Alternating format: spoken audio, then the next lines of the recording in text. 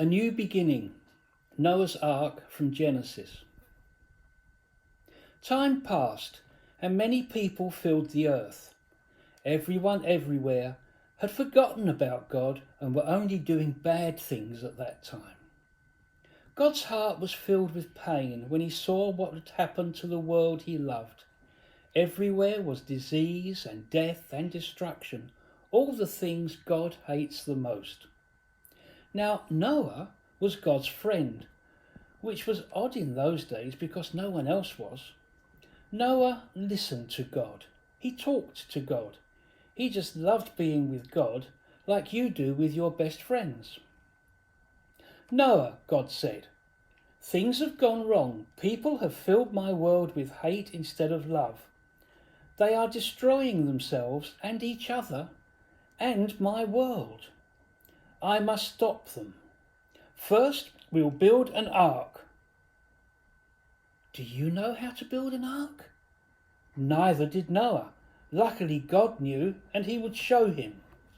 So here's Noah looking at the plans for an ark.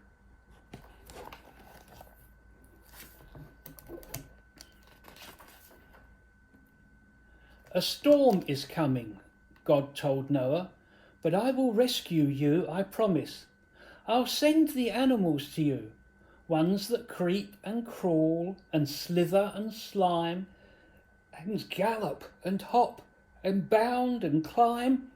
And don't forget to pack everybody's food.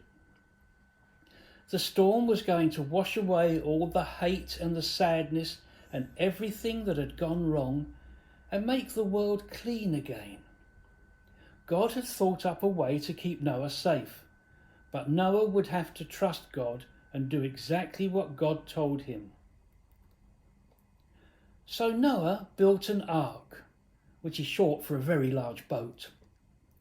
Noah's neighbours came out to watch and point and laugh because they didn't believe Noah about the boat or the storm or needing to be rescued. And Noah must have looked rather silly. His boat was in the desert. The desert was nowhere near the sea, and there wasn't even a cloud in the sky. Why would anyone need an umbrella, let alone a boat? Well, here's Noah building his boat, his ark, and there's his neighbours all laughing at him.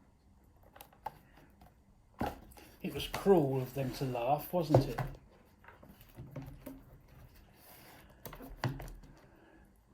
But Noah, here he is, he didn't mind so much what other people thought.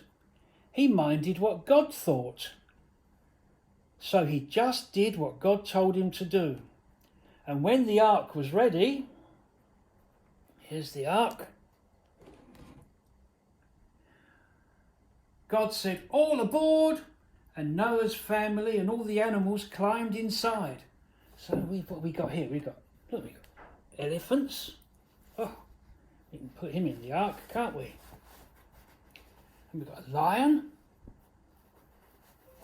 I'm surprised all the animals didn't eat each other, aren't you? That must have been God's work to stop that happening.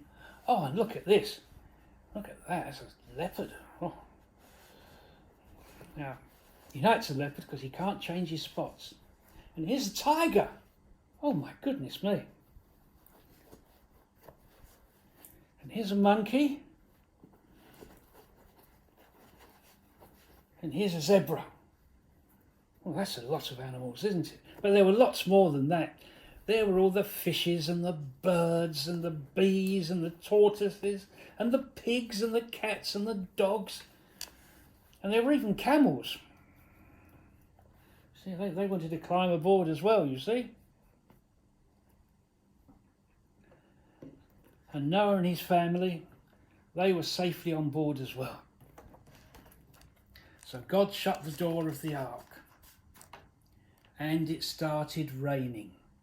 For minutes, that joined up into hours, that joined up into days, that joined up into weeks and weeks. And the rain joined up into puddles, that joined up into rivers, that joined up into lakes, that joined up into a flood that covered the whole world. Their boat that had once seemed so big suddenly seemed very small.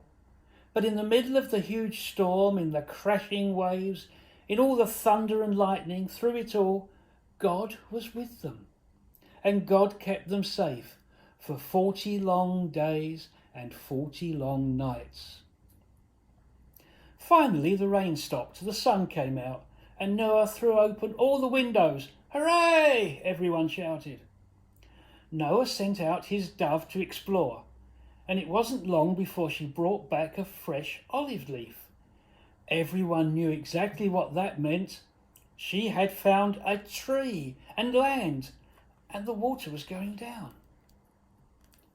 At last the boat landed quite suddenly on the top of a great mountain. As soon as it was safe, God said, "Out you come." And so they did, everyone skipping and dancing onto the land. So here's the ark on the top of the mountain, and there all the animals are coming out. The first thing Noah did was to thank God for rescuing them, just as he had promised. The first thing God did was to make another promise. "I won't ever destroy the world again." And like a warrior who puts away his bow and arrow at the end of the great battle, God said, "See, I've hung my bow up in the clouds." And there it was. You see God's bow? It's a rainbow.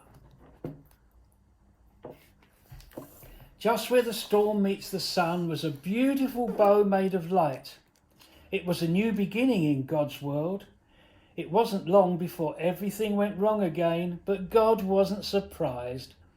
He knew this would happen. That's why, before the beginning of time, he had another plan, a better plan. A plan not to destroy the world, but to rescue it. A plan to one day send his own Son, the rescuer. God's strong anger against hate and sadness and death would come down once more, but not on his people or his world. No, God's war bows were not pointing down at his people, it was pointing up into the heart of heaven. And that's the story of Noah and the flood.